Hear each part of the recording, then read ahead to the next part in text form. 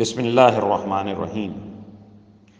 یوسف، اے وہ شخص جس کی ہر بات سچی ہوتی ہے، تم ہمیں اس خواب کا مطلب بتاؤ کہ 7 موٹی تازی گائیں ہیں جنہیں 7 دبلی پتلی گائیں کھا رہی ہیں، اور 7 خوشے ہرے بھرے ہیں اور دوسرے 7 اور ہیں جو سوکھے ہوئے ہیں۔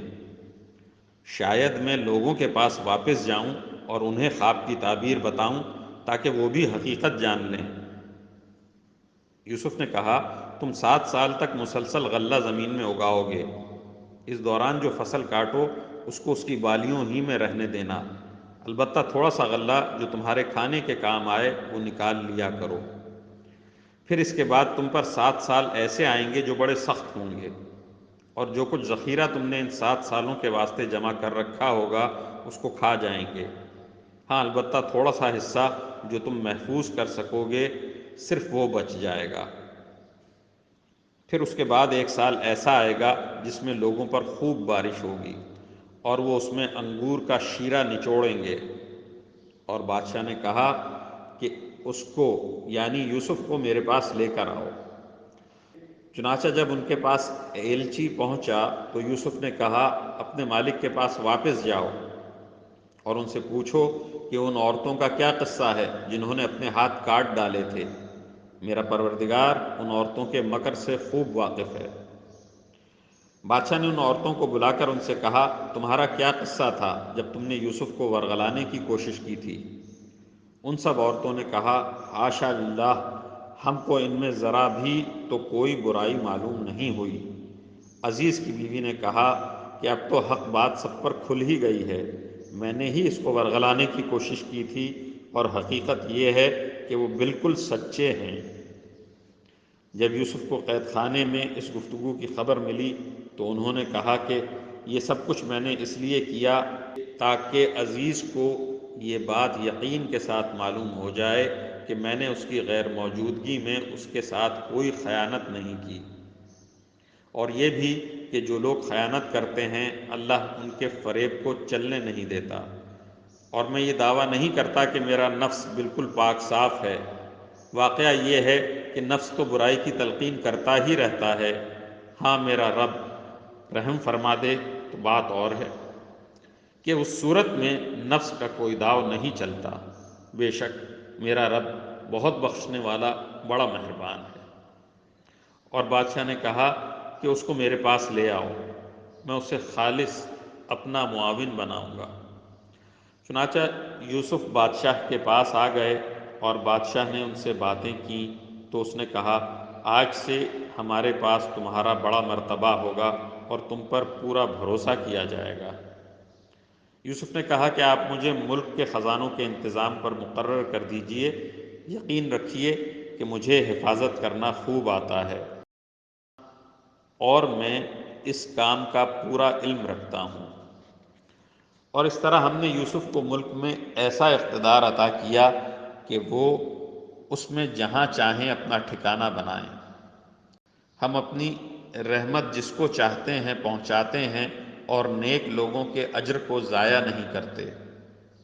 اور آخرت کا جو اجر ہے وہ ان لوگوں کے لیے کہیں زیادہ بہتر ہے جو ایمان لاتے اور تقوی پر کاربند رہتے ہیں۔ اور جب قحط پڑا تو یوسف کے بھائی آئے اور ان کے پاس پہنچے تو یوسف نے انہیں پہچان لیا اور وہ یوسف کو نہیں پہچانے۔ اور جب یوسف نے ان کا سامان تیار کر دیا تو ان سے کہا کہ آئندہ اپنے باپ شریک بھائی کو بھی میرے پاس لے کر آنا۔ کیا تم یہ نہیں دیکھتے ہو کہ میں پیمانہ بھر بھر کر دیتا ہوں اور میں بہترین مہمان نواز بھی ہوں؟ اب اگر تم اسے لے کر نہ آئے تو میرے پاس تمہارے لیے کوئی غلہ نہیں ہوگا اور تم میرے پاس بھی نہ پھٹکنا۔ وہ بولے، ہم اس کے والد کو اس کے بارے میں بہلانے کی کوشش کریں گے کہ وہ اسے ہمارے ساتھ بھیج دیں، اور ہم ایسا ضرور کریں گے۔ اور یوسف نے اپنے نوکروں سے کہہ دیا کہ وہ ان بھائیوں کا مال جس کے بدلے انہوں نے غلہ خریدا ہے انہی کے کجاووں میں رکھ دیں، تاکہ جب یہ اپنے گھر والوں کے پاس پہنچیں تو اپنے مال کو پہچان لیں، شاید اس احسان کی وجہ سے وہ دوبارہ آئیں۔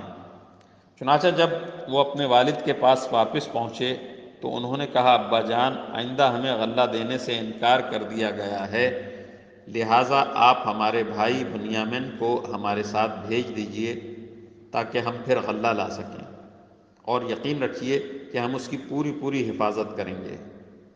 والد نے کہا، کیا میں اس کے بارے میں تم پر ویسا ہی بھروسہ کروں جیسا اس کے بھائی یوسف کے بارے میں تم پر پہلے کیا تھا؟ خیر، اللہ سب سے بڑھ کر نگہبان ہے، اور وہ سب سے بڑھ کر رحم فرمانے والا ہے۔ اور جب انہوں نے اپنا سامان کھولا تو دیکھا کہ ان کا مال بھی ان کو لوٹا دیا گیا ہے۔ وہ کہنے لگے، ابا جان، ہمیں اور کیا چاہیے؟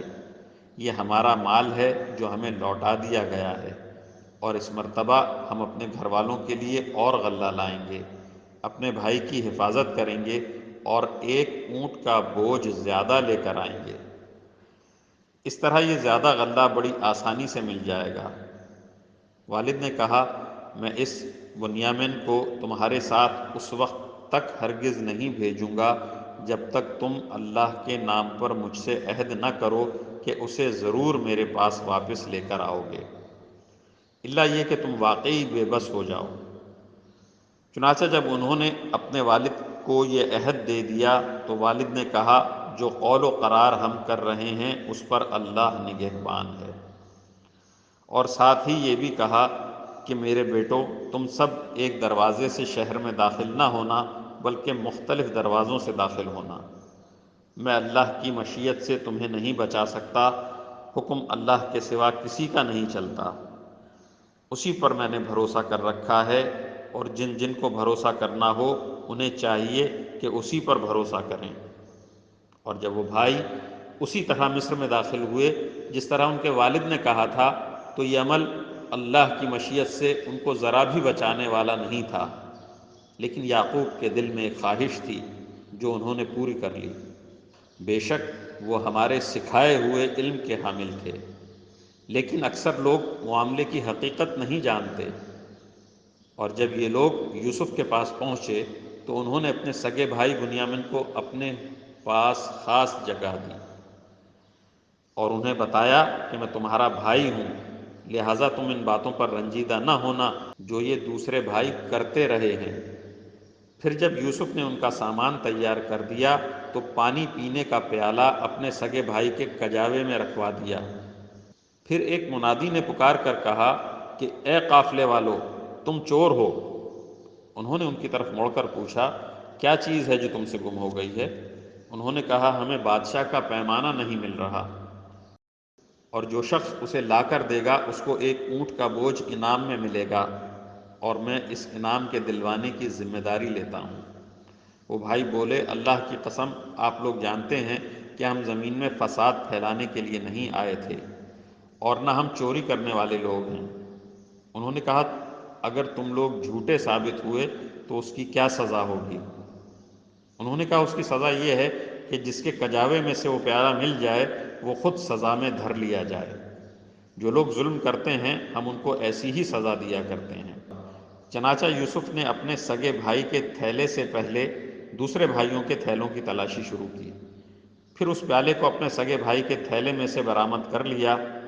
اس طرح ہم نے یوسف کی خاطر یہ تدبیر کی، اللہ کی یہ مشیت نہ ہوتی تو یوسف کے لیے یہ ممکن نہ تھا کہ وہ بادشاہ کے قانون کے مطابق اپنے بھائی کو اپنے پاس رکھ لیتے، اور ہم جس کو چاہتے ہیں اس کے درجے بلند کر دیتے ہیں، اور جتنے علم والے ہیں ان سب کے اوپر ایک بڑا علم رکھنے والا موجود ہے۔